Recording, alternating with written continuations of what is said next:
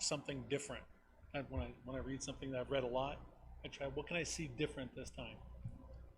And in Romans 7 it says, do you not know, brothers and sisters, for I am speaking to those who know the law, that the law has jurisdiction over a person as long as he lives. For the married woman is bound by law to her husband as long as he is alive. But if her husband dies, she's released from the law concerning the husband. So then, if while her husband is alive, she gives herself to another man, she will be called an adulteress.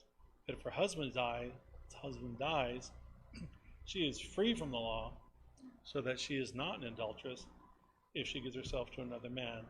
And he's using an example of us separating from the law, turning to Christ. And the verse 4 says, therefore, my brothers and sisters, you also were put to death in regard to the law of the body of Christ. That I didn't see before.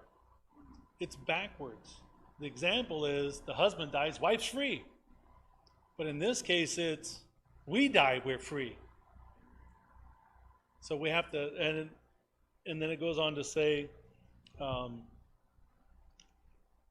in regard to the law through the body of Christ, that we might belong to another, to him who was raised from the dead, in order that we might bear fruit for God.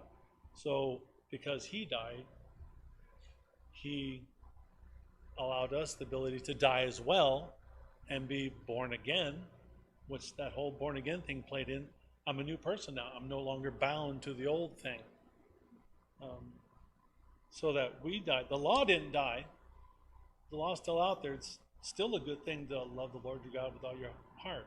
Still a good thing to honor your mother and father. Still good not to kill and not to steal. Those are still good things. That didn't go away. Our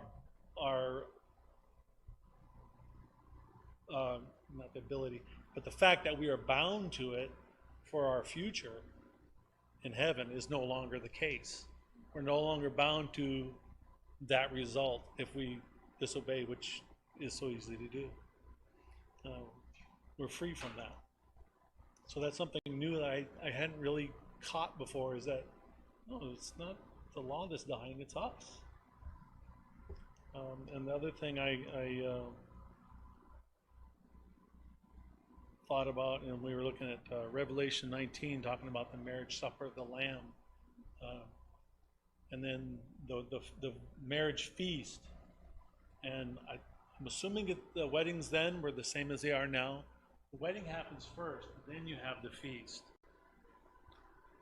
So we're celebrating something that's already happened, which ties us into the Lord's Supper. We're celebrating something that's already happened in our lives and already happened for us.